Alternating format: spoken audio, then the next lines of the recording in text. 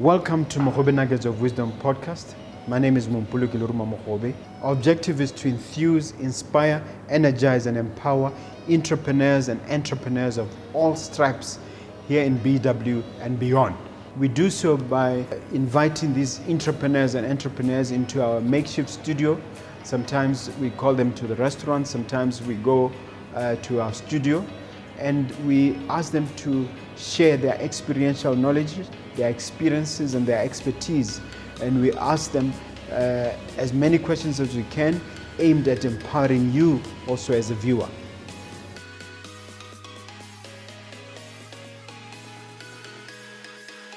Hello dear viewer, dear listener, my name is Mompoloki Lerumo Mogobe. I welcome you to another invigorating, fascinating, I must emphasize the word fascinating, episode of Mogobe Nuggets of Wisdom podcast. But before we go any further, I'm pleading with you, please hit that subscribe button. We need your support. We are fighting these algorithms on YouTube, and we can only do so with your support. My guest today is a guest to behold, an entrepreneur of note, and somebody who specializes in land issues. He's a land surveyor, he's a land activist. I could say many other things. We're going to talk about his book and his activity around the philosophy of land in Africa in the Botswana context. My guest is Mr. Gilbert Sesinyi. Welcome to the studio. Thank you very much, sir. Okay. Yeah. What a privilege to have you here, sir. It's an honor for me to be here. Tell me, what kind of background can you share with the viewers? Can you give us an abbreviated CV? Oh yes, typically I'm what they call a registered land surveyor. Mm-hmm. That's professionally, these are professionals who facilitate processes of land ownership through title deeds, and also developments on the surface of the land in terms of aiding with construction and where things are put, how high they are, how low they are, and that sort of thing. It's a field born out of the facet, facilitating development. Yes. And how long have you been in this field, and what qualifications did you obtain to be in this field? I've been in this field for about 23 years now, mm-hmm. as a registered land surveyor. But in terms of no, actually not 23, it's slightly under 23. Let me correct myself. I think it's about 21. And to get the registration, you had to go through a junior degree in surveying, mm-hmm. and then have a certain number of years of experience under the mentorship of a chartered or a registered land surveyor, after which you write exams, and then you become accepted and registered according to the acts. Okay. And in terms of education, it involves what to become a surveyor? Well, before enlisting for the degree, one would have to be in the sciences. Your environmental geography type sciences, and then also, I think, in Botswana, mathematics quite important. But you could be coming from just a science background. Okay. Less the biology and other animal related sciences, but just focused on your other hard sciences. That's a prerequisite. Yes. And I know that you are a bit of an activist now in terms of land tenure. And before we talk about your activism in terms of your involvement in other efforts to agitate for change with government, let's first give you an opportunity to explain the land tenure system in Botswana. Can you get the viewer to understand how it's structured, covering things like leasehold, things like freehold, and of course tribal land? Yeah.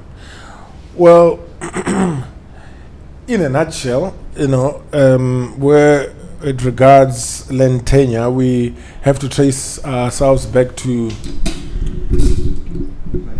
We would have to trace ourselves back to our colonial history. We would have to go back to our protectorate status, which was established on the 31st of March in 1885.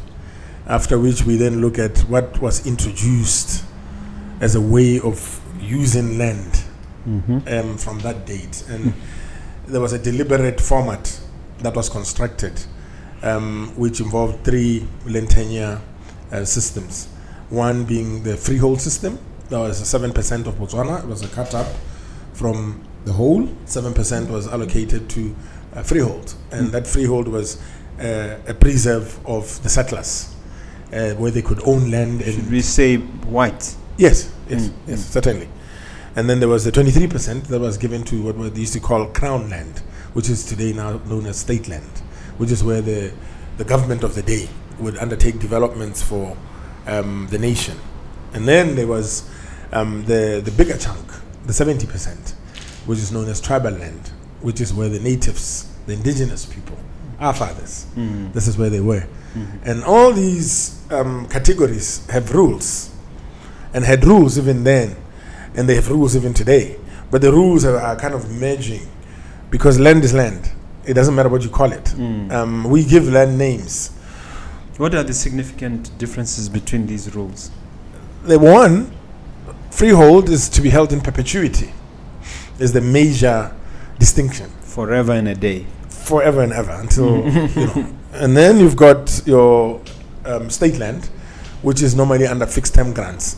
It's fixed term, it's freehold to the government, but fixed term to whomever it is that it is passed on to.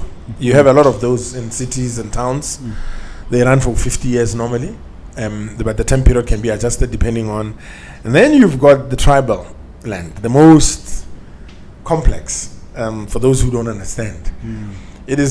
It's got both attributes, but it depends on your manner of appreciation and how you apply yourself.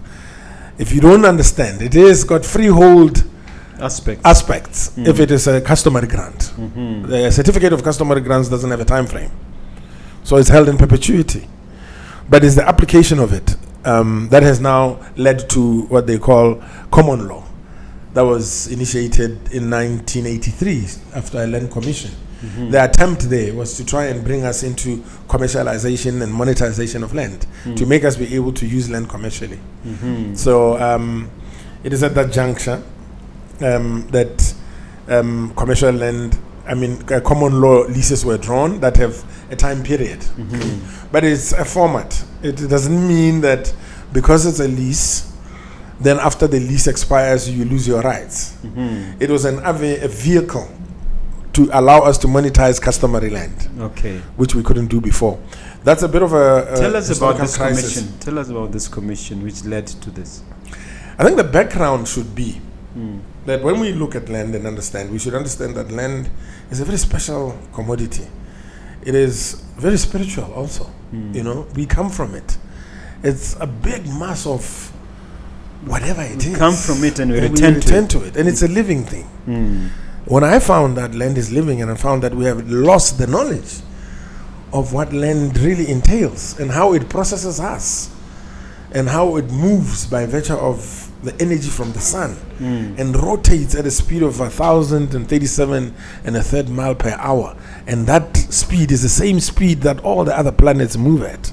I found it really fascinating, and that in fact the sun's energy is the one pushing it.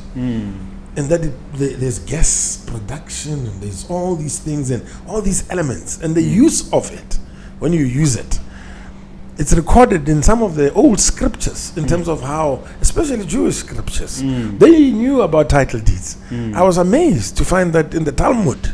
In the Talmud. The Talmud is the Jewish extraction of the Torah. The Torah is the Jewish book, but the Jews, being advanced, they've come up with a version called the Talmud. Is the scholar version. In it, they've been able to see the elements. As you see yourself as a person, you're broken down into digits. You have different parts, but all this is a centralized system that works for one purpose. Land is similar. So the title deed for your ear is in learned terms, is like an ear has an identity that must be recognized. The land, the title to land, is not something you take lightly. It's almost as though without title you can't monetize. Is that the extension of your being to have a piece of land? Yes. It's a divine, inalienable right. It's a right you cannot take away from the human being and leave him intact. The minute you take land away from the human being or deny him the full rights of the land, then you have totally denigrated their status as a human being. You have ripped them of their worth because we are intimately, spiritually connected with the land out of which we come and eventually return. Wonderful. That sounds almost like a sermon. Tell me, how did you come to this realization? Yours is almost like a spiritual realization of the value of land. It has spiritual dimensions. I mean, when you are young, when you grow, you have questions, but the answers only come through a concerted effort of searching. There's enough on the surface for everybody. But if you really want answers, you got to dig deep. You got to be willing to travel the world and ask the right questions. And answers are there. Seek and ye shall find. You go to South Africa, you go to Dubai, you go to Hong Kong. These are places I've visited on holiday, but with holiday for my children. I wasn't on holiday. I was there to study. I've become of age. I don't want to see big buildings and rivers, and I've seen enough of those. I wanted to find out how they do what they do. And then I wanted to find out how the earlier settlers who came to Botswana, what did they do? One of the things that fascinated me was when I found out how Cecil John Rhodes built the railway line. Oh man, 100 years ago. And he had a more dream. than that. Over 100 years. He built it in 2 years. 2 years he had built the railway line that you see from Ramatabama and cuts out, leaving into Rhodesia. And he was going to Cairo. He said Cape to Cairo. That was his mission. What stopped him? Death. Death overtook him. Yeah, death overtook him. But he could have done it if he totally would have done it, because he understood the mechanism. He understood the science of it. Because we're still using the same railway line. And the only thing we did ever since he left is to build a little patch from Sirule to Pikwe and stopped to show you that he was very advanced. I think there's a little patch also from Francistown to Soa. But we should have railway lines crisscrossing the whole country if we knew the formula. Our problem is we don't look for knowledge.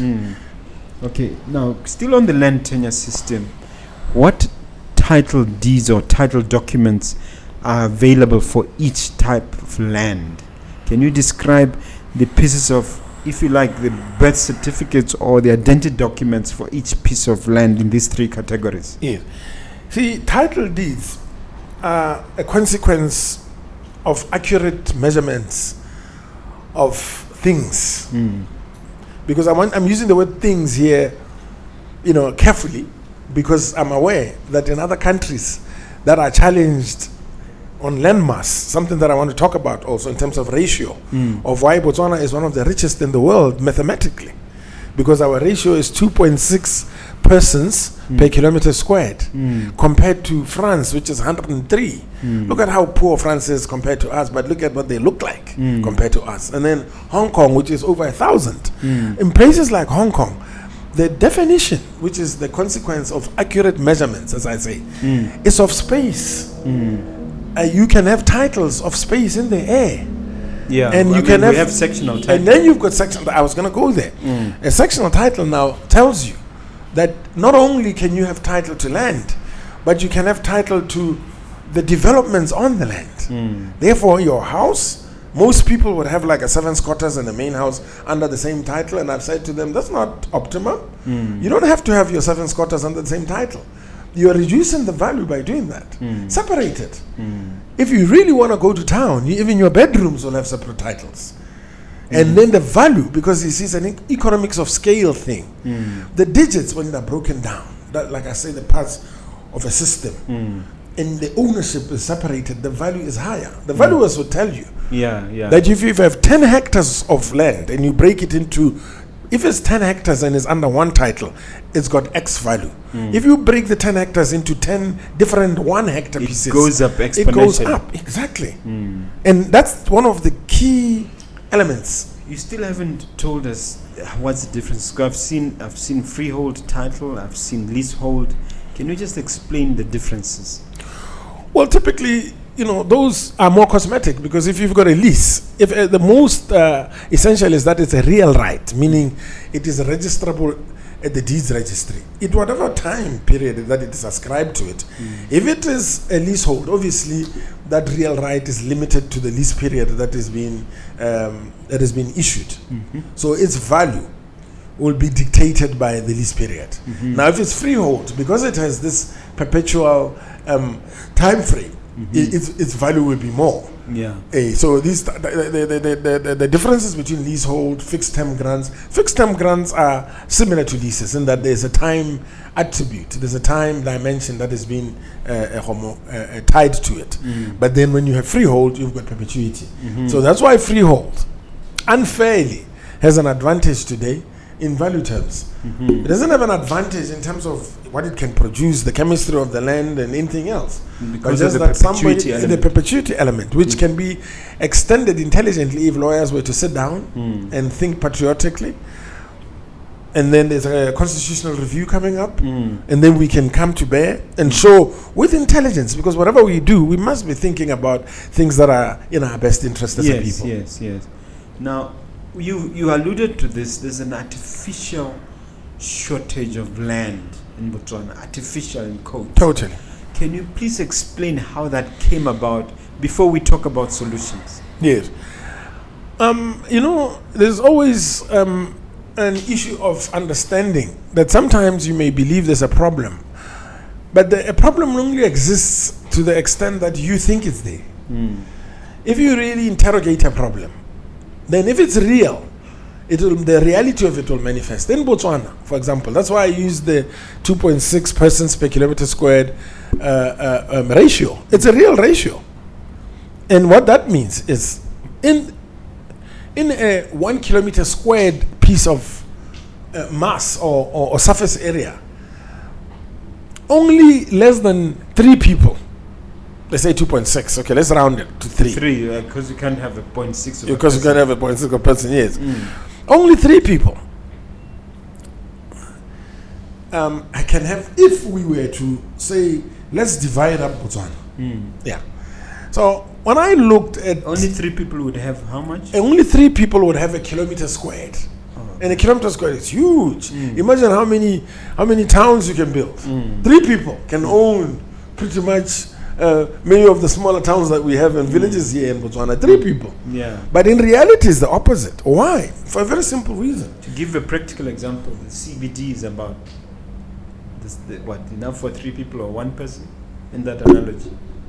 The whole of the CBD. The whole of the CBD, I mean, I don't have a good dimension of how much it may measure, but certainly a kilometer is too much.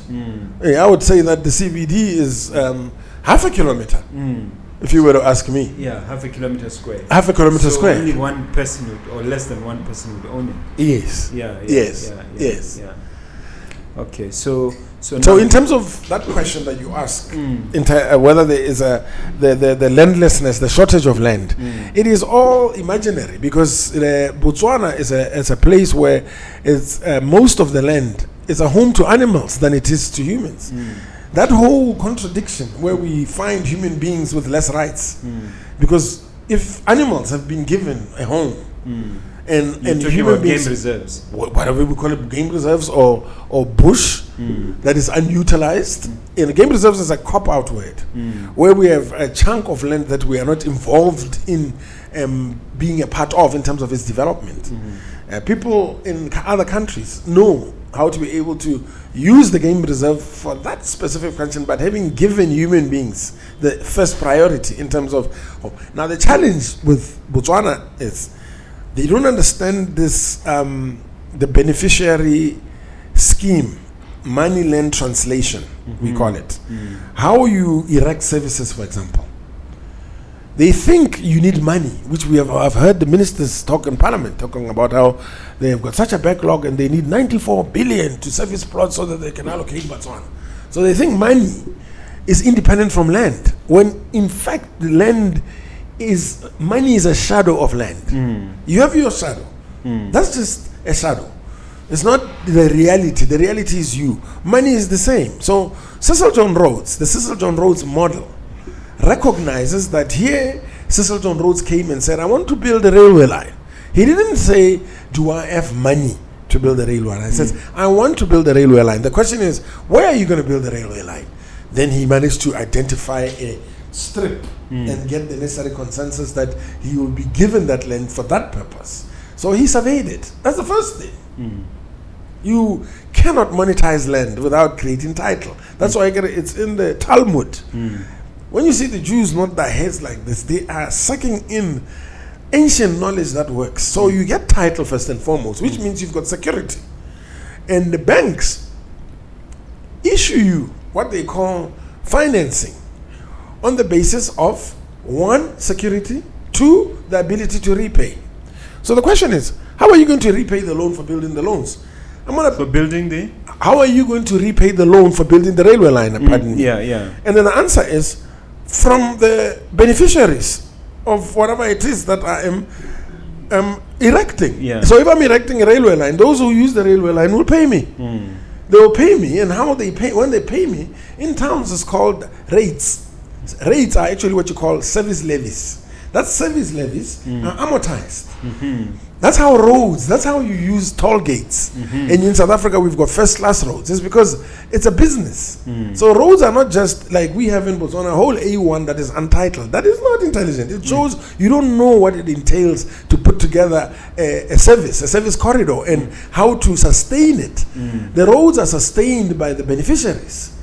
Electricity is the beneficiaries. So when you've got beneficiaries, you can't say you have a problem with getting services. Landboard itself, tribal land, they get from the people. Why do they have such a massive backlog at the landboard? And as I say, they don't know. They don't understand the science. And they if they could sit and calm down the emotion and just allow some of us who have toiled for them, studied for them, we didn't study for ourselves, then we can show them and show the children. Most importantly is to show the children, because the children, once they get this, they are running with it. You can believe you me, the minute it's like a miracle. Children need fascination and solutions. They're getting bored and tired. That's why they're on drugs and alcohol and bored as hell, because they don't see hope. But the minute you're able to show them the magic of life, the magic of numbers, the magic of possibilities, and how you are able to transform nothing into something, and that it's just a worked out solution, it's a formula. So how would you do it? What's your recommendation for landboards? I mean, let's take Tittle, where according to social media you have been trying to engage the landboard. There have been endless turf wars, I think, which social media has been going wild about. Using that as an example, what is your argument? What is the landboard's argument? Well, I mean, very superficial, but just consequential.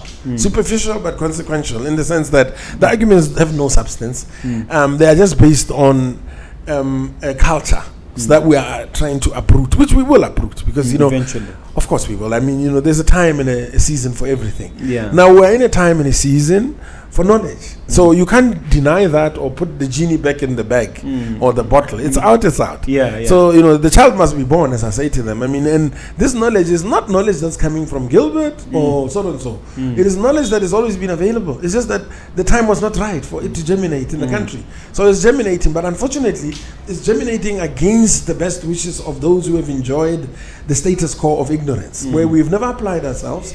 So the laws have been skewed towards maintaining a very colonial approach towards development. Yes, but I want to hear what the relative arguments are, so we can size up the merits of the argument. Yeah, I mean, one that I'll just sum up very quickly, which we have here the revised Botswana land policy of 2019.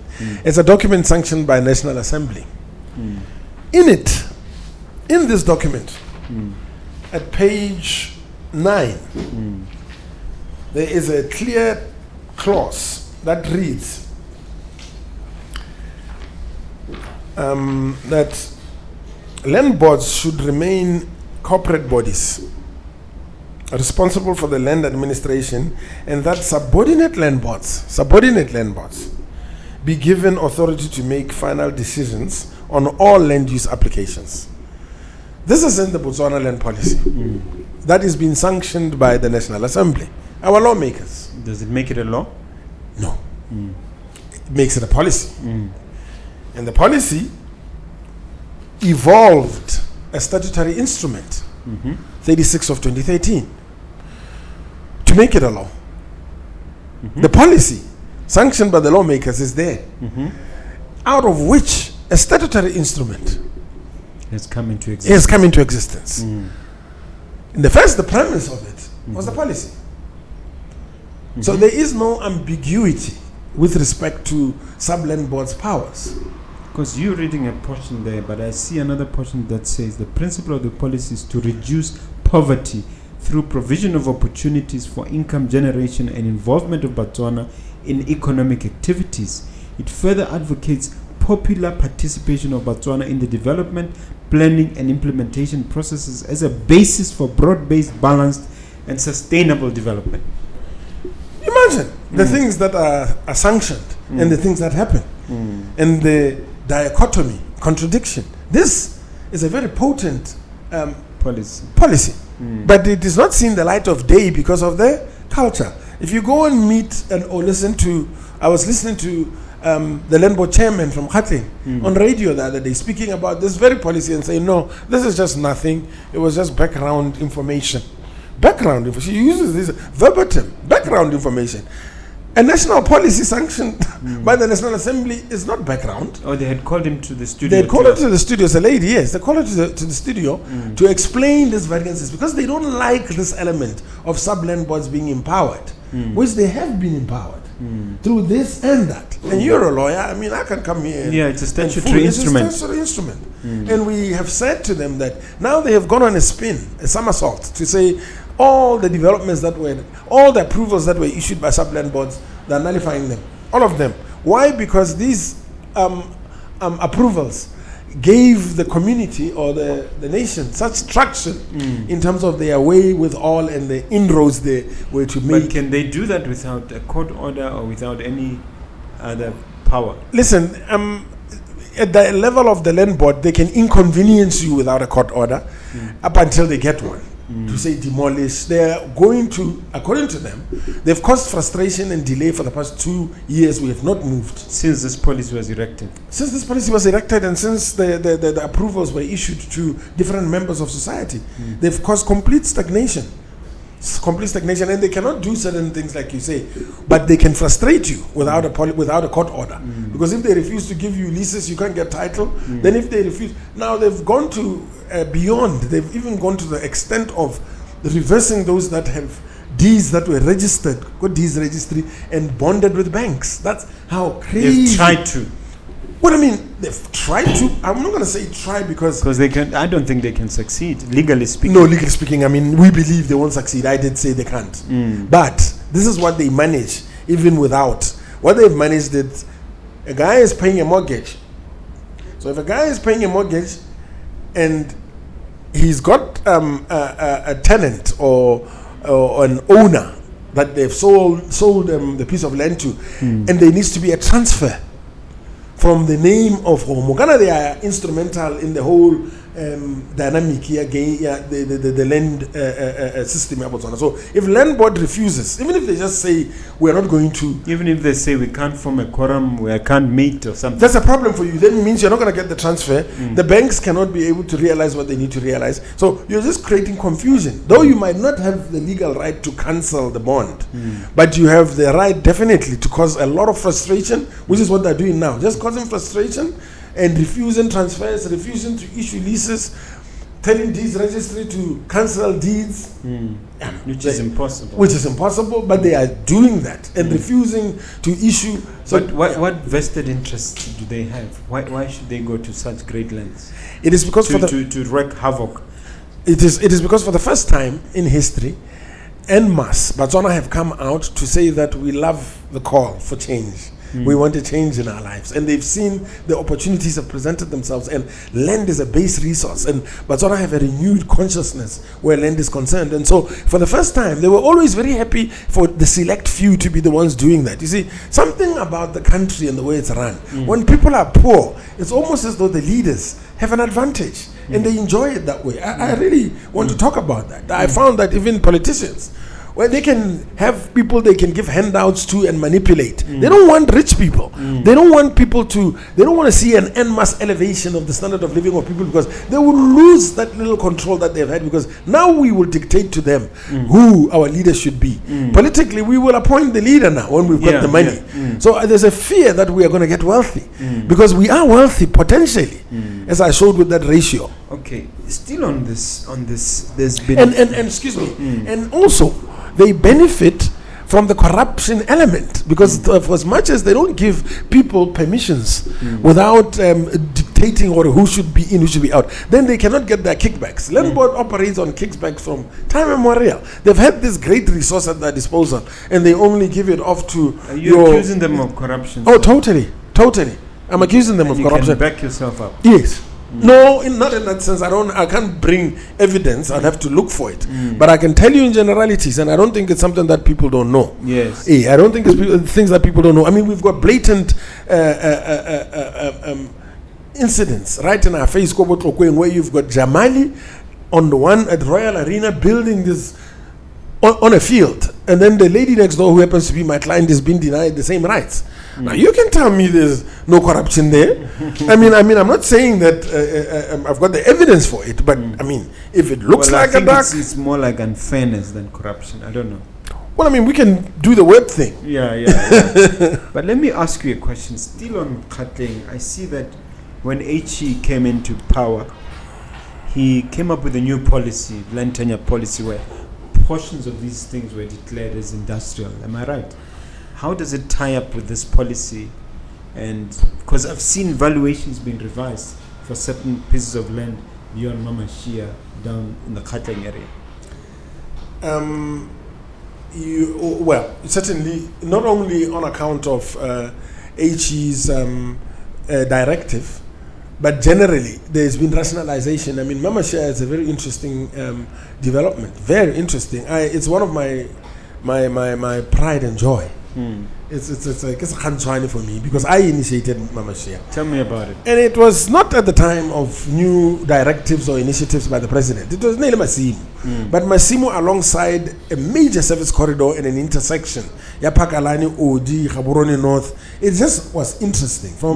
You see, that's why we should go around looking and seeing opportunities and seeing how, because the backbone, Botswana, being the A1, it's a service corridor. That service corridor means all the land that is alongside this huge thing is serviced. So we've got so much service land that we're not tapping into.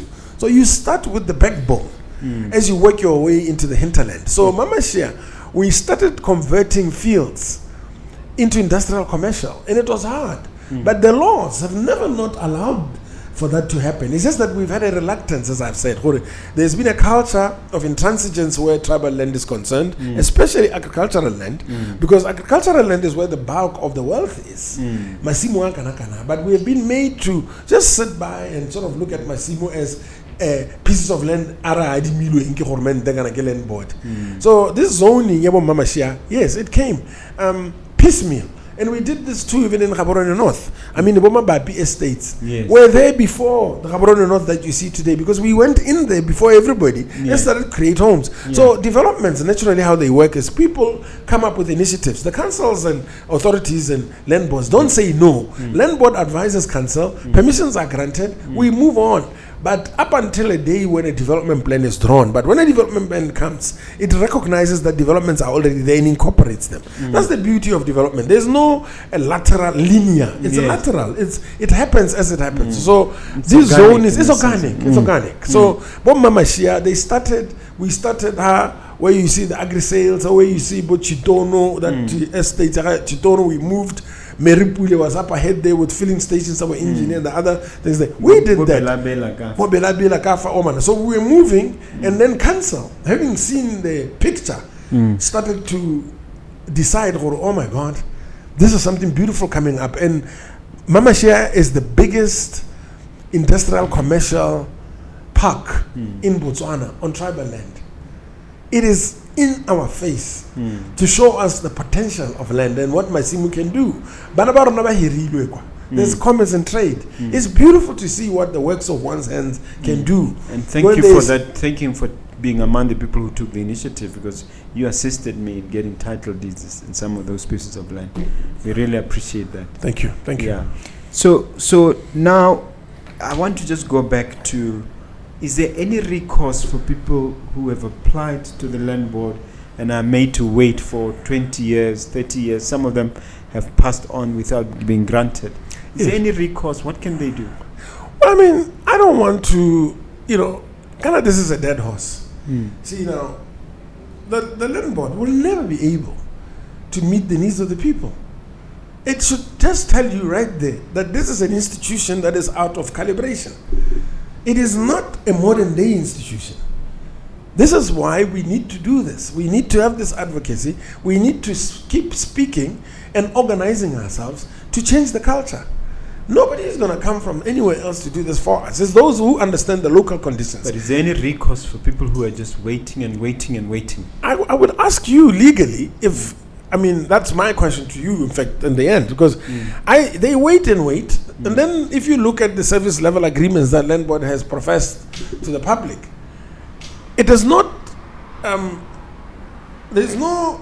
they're not in sync with what actually happens. There's no similarity, not even remotely. You can't even begin. But they say one thing, they don't seem to have obligation to meet whatever it is that they've been mandated to do. Somebody asked the question that if it's illegal to be a squatter, why shouldn't it be illegal for the landlord not to give you a plot? If in your life you never get a plot from the landlord, but if you were to squat, you are illegal. What are they doing with the mandate that they've been given by the people? And that's also another thing, the relationship between landlord and the people is that of a trustee. A body corporate, yes, but a trustee that owes the beneficiaries it's their mandate, and they must follow it. And that's the relationship. But the way they do dispense that mandate is that of they own the land. And we have got user rights, and this is the language that they use, user rights. We don't have user rights. Those user rights are just a format. We own the land. Yeah, we actually own the land. It's owned by us as Botswana, yes. They are just trustees. They are just to manage it. Yeah. And then in terms of looking across the country, are there any landboards that are doing things better by comparison? Because not all landboards are created equal, am I right? They are. They are? Yes. Okay. Well, I think the psyche is so deep.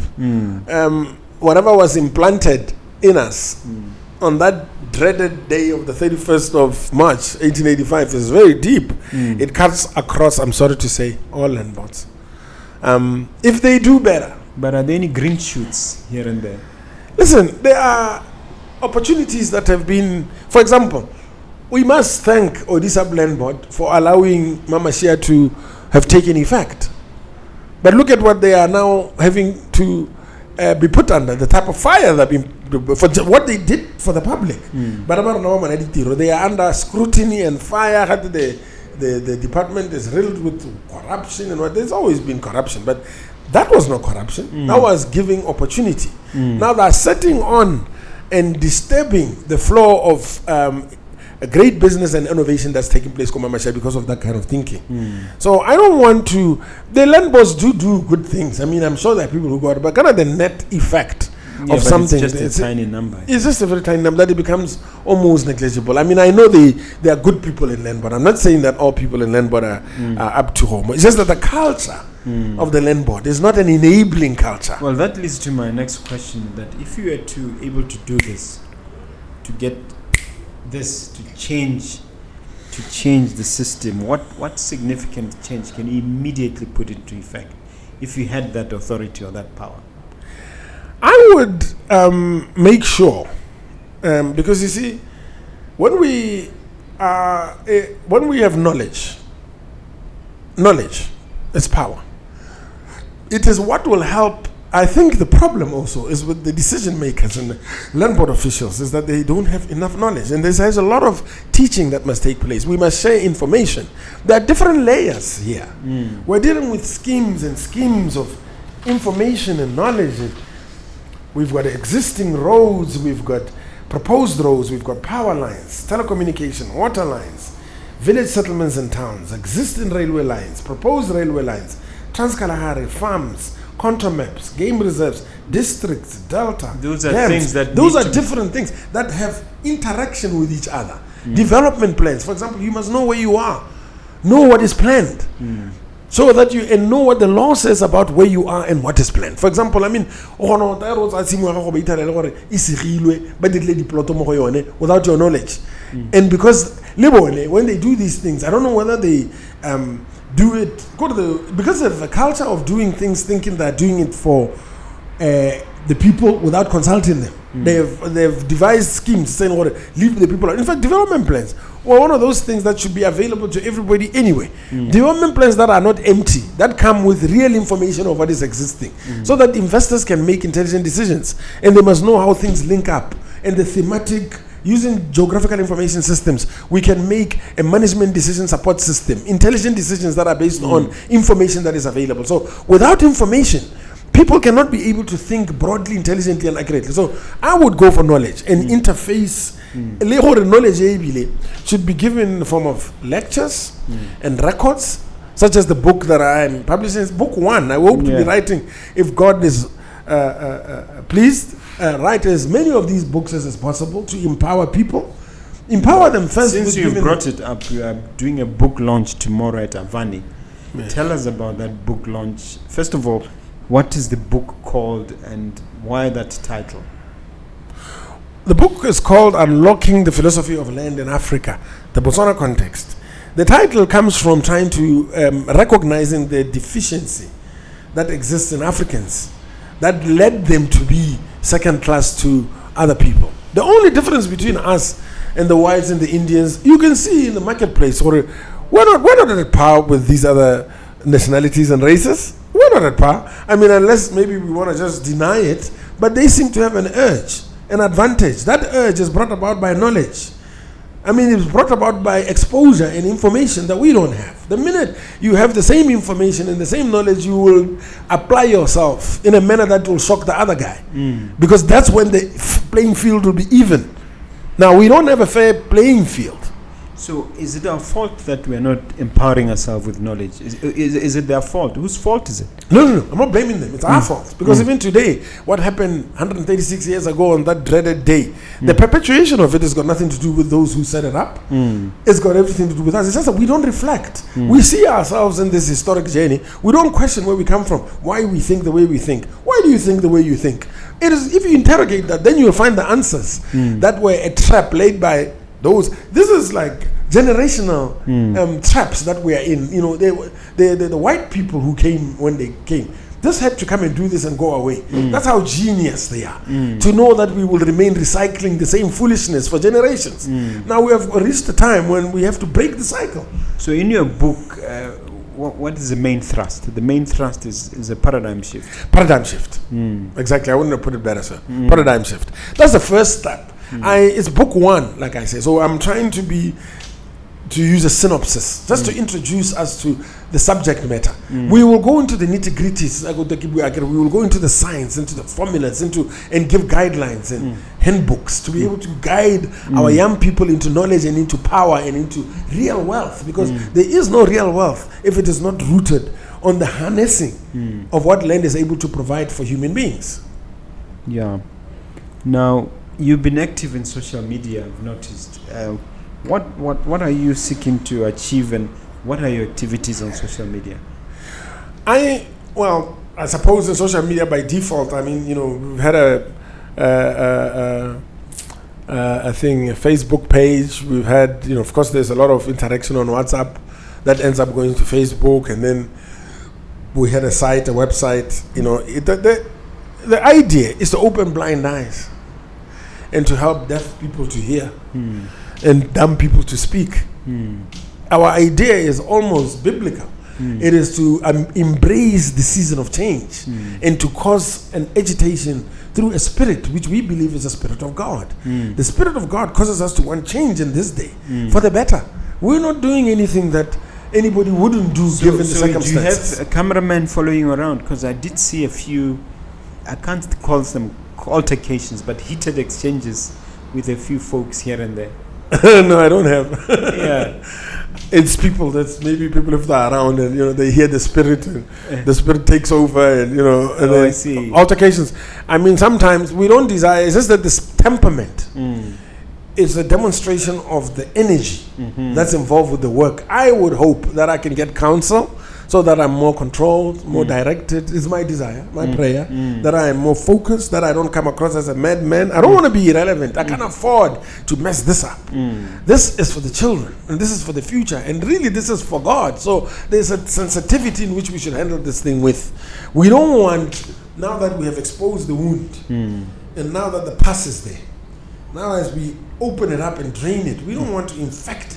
We know what the problem is, but we don't want to in a septic. As much as I know the landboard is a wound, I don't want to create a situation that will now be uncontrollable. But as I plead with them through the use of words, and also to demonstrate with anxiety. The other day we saw Musari Mohora Tuvelon. I went and visited her. I mean, I sat with her. I couldn't believe what she told me, and how she was cheated into losing the rights of her land so that they can get a court order and demolish her house. I don't think people... They made her sign a document which she thought was going to have the opposite effect. Yes. She had a customary grant certificate of her field. And people thought, and if you think officials who have a sense of humanity, are they people like that? So how did they make her sign that document?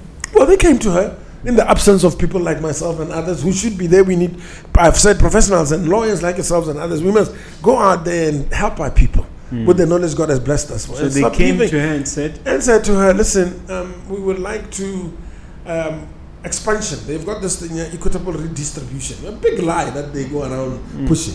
Then they come, a communist lie basically, because if it was really true, they would approach it totally differently. So they come and say, we are going to expand into your field, so we would like to repossess your field. So what's going to happen? It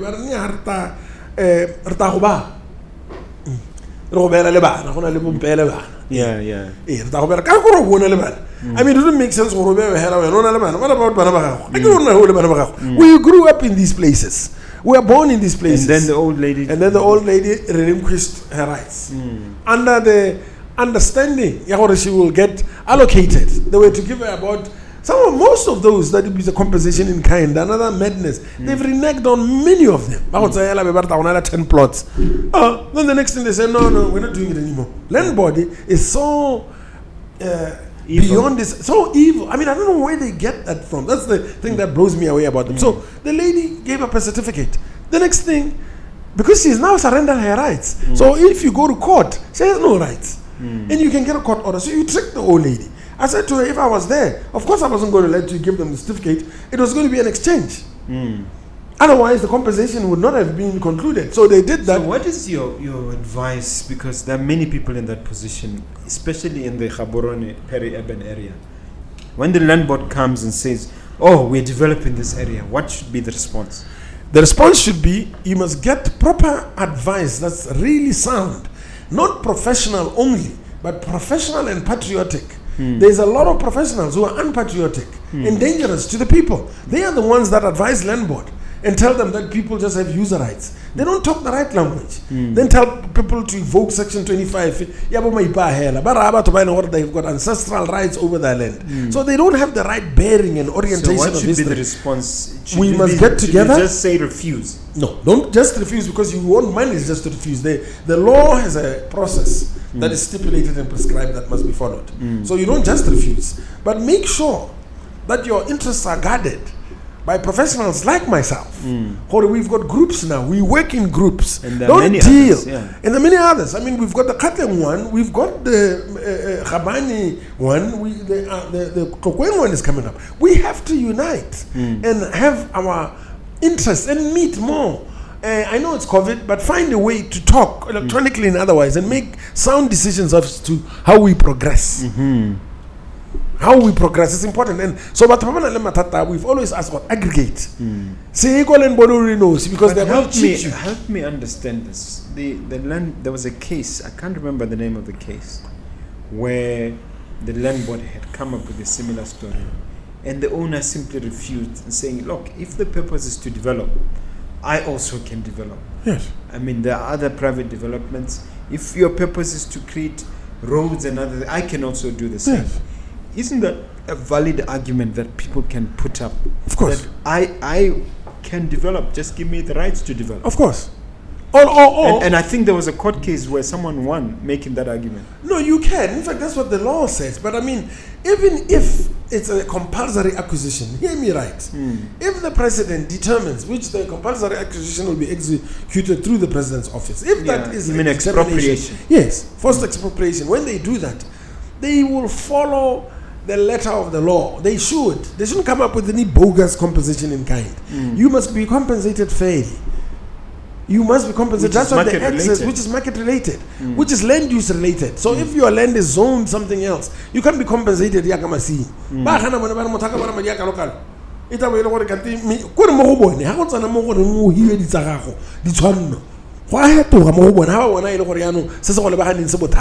They want to bring into when they come to realize the amount is substantial. Yes, then they tell you no.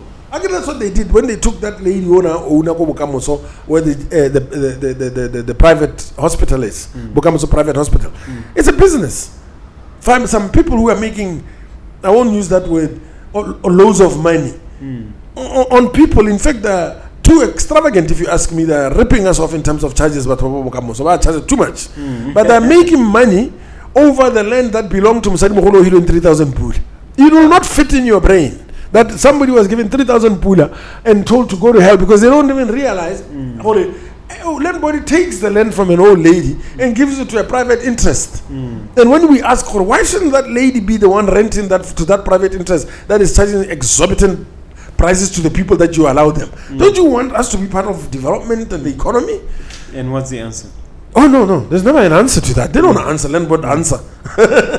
All right. In the context of the reset agenda, which is much touted, HE started, I think, around March talking about the reset agenda and seeing policies like this, which look beautiful. Isn't there a change in government's attitude that we can point to? I wouldn't say so. I think government talks a lot. Lies pretty sounding words, I've found. But when it comes to action, the more government is political, I think. I don't know. They seem to say the right things on the one hand, but in terms of what happens on the ground, I'll be lying. I mean, I will give them credit where credit is due, but I don't see in the land space any reset. Reset agenda, which started early this year with the appointment of Reb Sebetela and so on and so forth. No, I don't want. You see, listen, I'm not a politician. You see. I'm just, I believe a very spiritual person in that sense, but I'm a human being and a citizen with responsibilities. I mean, Bora Sebetela, we've put these issues in front of them. I'm even struggling to just get an appointment. They're too busy. And we've gone even to the president. We petitioned him openly. I've written letters to him. He's not responding. He's my leader. I don't love him any less, but he's not responding. He's not responding to the hurt. He's not responding to the injustice. He's not responding. And not to respond to a hurt of this magnitude is a simmering problem. A problem has arrived. Well, maybe he believes he's addressed it through this policy and through the change of land use, for instance, in the Mama Shia areas. I mean, there's been sort of tiny improvements, haven't there? Not in my view, but I mean, for me, even if we look at the magnitude, but not for me to pass a law and then just look at it, or to pass an initiative and not supervise it to completion. You're not a finisher. I mean, we need to see the reality. Because that's the idea of having Rasibet to do the implementation. Well, we're waiting on that. I mean, I don't want to judge him too early, but I'm just saying to you, we have approached him with this crisis. He is well aware, they're completely aware, but they're able to sleep on it and wake up and do other things. I don't know whether the land issue is not a crisis. For me, it's more of a crisis than even the health issue. If you ask me, I'll tell you what, the land issue is a crisis more than the health issue, because the health issue comes from the land issue. Once you deal with the land issue, you will manage health better. Once you deal with the land issue, you will manage unemployment better. Once you deal with the land issue, this is the thing. Why would you be busy toying around with something that can be able to cause such mass change and correction of the society? I don't think they appreciate the magnitude of the value of land. That's what I think. So they are able to look down on it and delay it or postpone attending to it with the vigor that it deserves. Yeah. I've heard on this show people like Ramaja Majek lamenting the same story, and to some degree Ramona Kheng, there's lamentation around this issue. Is there no optimism at all that you can sell us about this? You did say there's change, but surely there must be something. I mean, I'm really trying to dig it out of you. There is, whenever men are at work,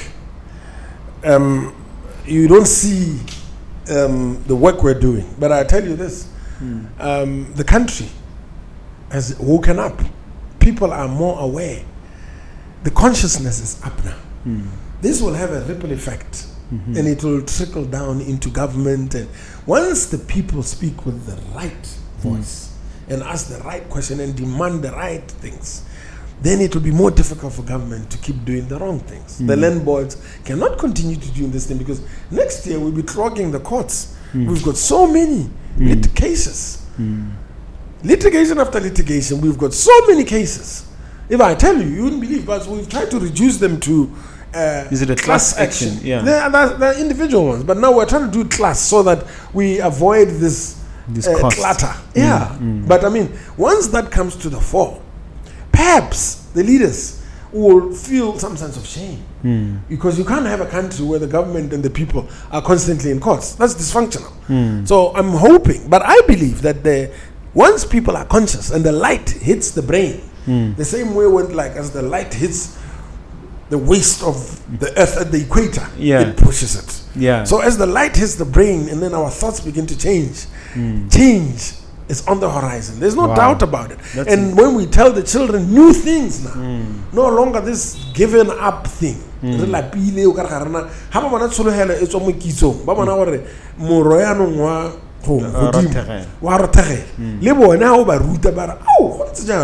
we open the books, when we are able to explain such policies, exactly.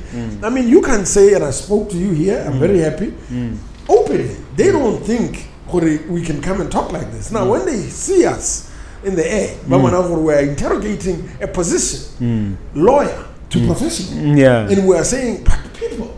So we hope tomorrow they won't be adamant. No, they will feel a sense of shame. That is very encouraging. Look, you mentioned health, and you said land and health are connected. I happen to know you were very active in the health field. There was a time when I used to take my late dad to you.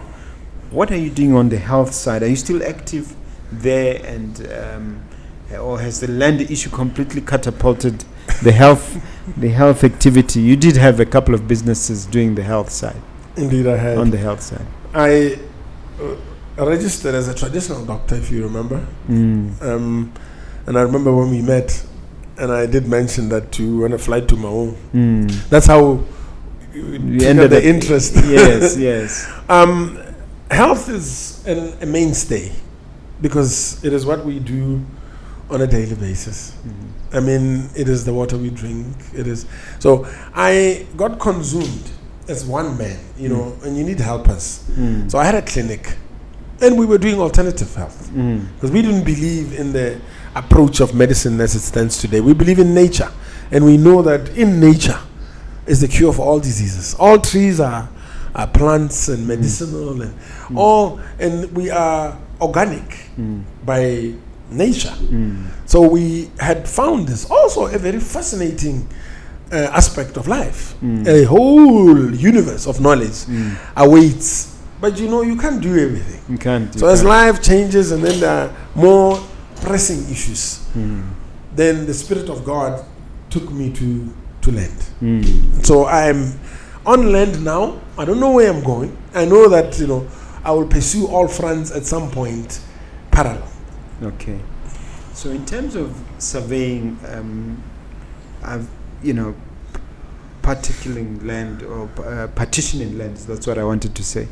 Partitioning land. Take a plot like this plot of ours in the CBD. Do you have the ability, the skills to then partition it, or does it depend whether it's it's leasehold or whether it's freehold? Does your ability to partition depend on the nature of the tenure? No. Subdivisions are bound by other rules as opposed to tenure. They are bound by sizes and the use. the use of the land will dictate what sort of partition we are, or subdivisions we are able to get.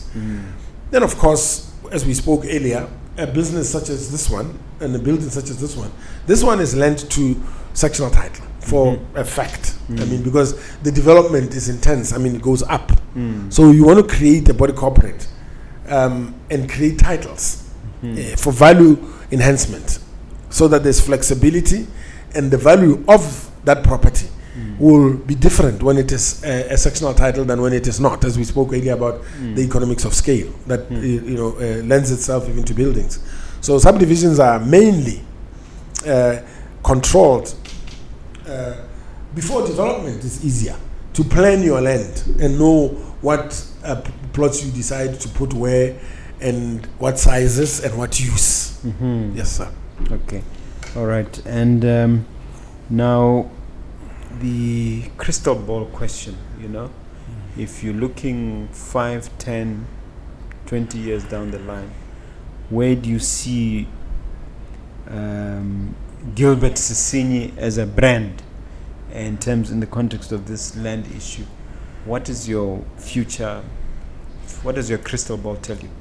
We will have Dubai in Botswana, or better, in 10, 15, 20 years. No doubt about it. We will have a Dubai. I will be part of the family of Botswana who have determined that we are going to have the likes of Dubai. The likes of Dubai. We would have developed this country. It's going to yield in not too long. It's an idea whose time has come, like I say. Even the speed at which things can change, even next year, you are bound to see a quantum leap of things. It's a click. It's a little click. It's not far. It's just delicate because you are dealing with mindsets. And people have believed things for so long, they'll kill you if you want to make them change. But the minute they accept change, we're off the ground. Botswana is wealthy. The poverty is imaginary. It's all imaginary. We own more than we realize. So I am just we are quoting this gently. So in 20 years is too much actually. Because the minute we grab this thing and run, and our children run with us, oh man, it will be exactly like what happened in Dubai. Can you give an example of the value release or the value that can come out of just realizing this in terms of numbers? How would you give a small example to demonstrate how value can explode through this knowledge? Well, I did say earlier, in a simple way, I took a guy who an Indian, had about 900 hectares beyond Lobatse. Don't mention names, but of course I want to mention the case study. And his farm had a worth of 20 million. And he had a loan with the bank. And he was about to be foreclosed. He called us for a solution. And our solution was 900 hectares? Wow. Let us create subdivisions and revalue it. Using the same principle, economics of scale. It's not a lightweight thing that I mentioned earlier. It is how the world runs. That's why you have a country and then, or a continent and countries. Countries, districts, villages, kind of towns. That's how life works, from the whole to the, but each must have its own integrity. And the integrity will get a title. So what happened in that particular Then case? we did a subdivision of 146 subdivisions, and the value skyrocketed or ballooned from 20 million to 200 million. The bankers didn't believe it. The bankers didn't believe it, and they sat there, but it was up in their face. It was a subdivision from registered valuers in their own panel, not coming up with, this is not chicanery science. No. Yeah, this is legit stuff. So we brought it to them because I just said to this man, if I do this, this is what will happen. He says, I know about this. So you see the difference between a receptive mind. And in the end, he settled the bank. Oh, totally settled the bank. He's sitting on his land right now, settled the bank and had lots more wealth than he only paid 300,000 to get that done. So you've got 20 million asset, pay 300,000 and transform it into 200 million. What a joy. Wow. So what do you then say to all these people who owns all this land in the peri-urban areas near Gaborone, even near Francistown, even near Mau. Like I said earlier, you even start with your home. 7 squatters, take it out. Have 2 title deeds for your 7 squatters. Just start there and see what that means. How many Massimo? Only the Kuku must have his own title deed. The Pudi its own title deed. Tamatili and Yense cannot be on the same title deed. Stop that. Because they are different in the marketplace, they perform differently, they are different businesses. Every activity must be differentiated. That was the value of differentiation that we are taught at school, I think. You know, you differentiate every integrated farming. If you've got the Kolube, if you've got the Pudi title deed, if you've got the title deed, the notes title deed, the Tamati title deed, the onions title, cabbage title, everything must have its own title. That way, you don't liberates value. Exactly. So, you don't take a loan under one title. That one thing will bring down everything else. So when you take a loan, it's a business. You take for the tamati.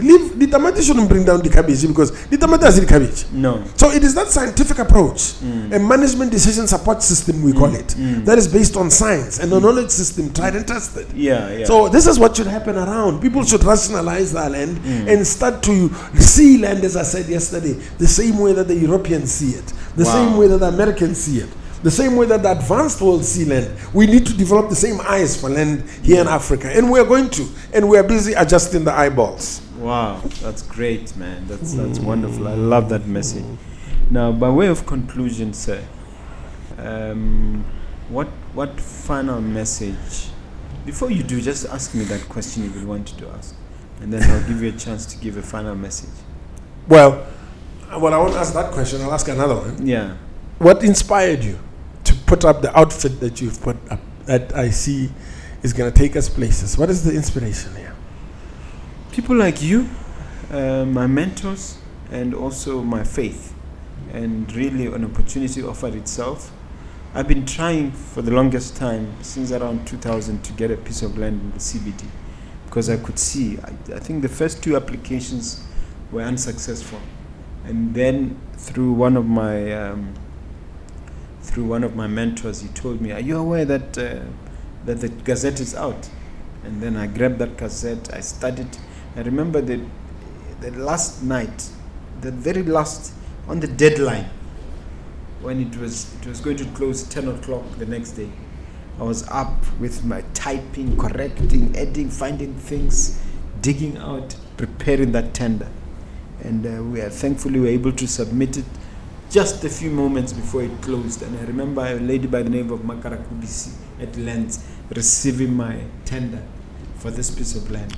So it was just on the nick of time. But I had always been inspired, and I wasn't even aware that the tenders were out until my mentor, who had come to see me about other legal problems, told me.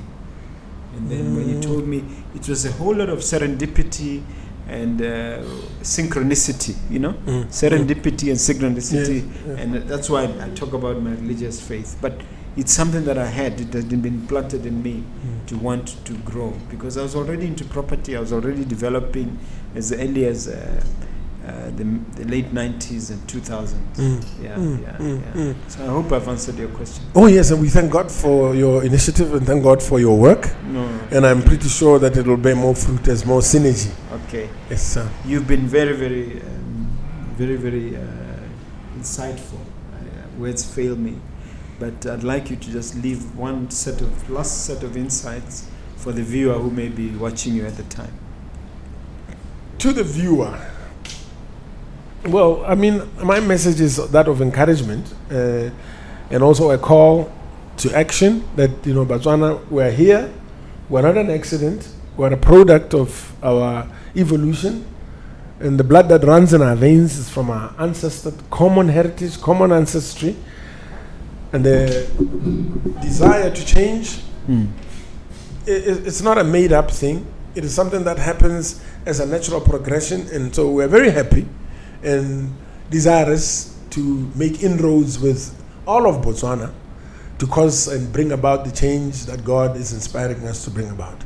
And thank you so much. Okay. Would you care to share your contact details in case they want to use your services or to learn more about these land policies? Yes. And in fact, some of them may be confronted with threats of repossession. I'm sure the majority. Yeah. My number is 7748 77487983. 77487983. You're available on WhatsApp. What about social media? I'm available on WhatsApp. I think just let's leave it at WhatsApp. Okay. I'm trying to avoid too much engagement because you can get out of hand. Yes. It remains for me to thank you, sir, for coming, and you've been very insightful. I get a feeling that I need to invite you back, especially after the book has been launched, so we can now share deeper insights into the book. Thank you very much. Thank you, sir.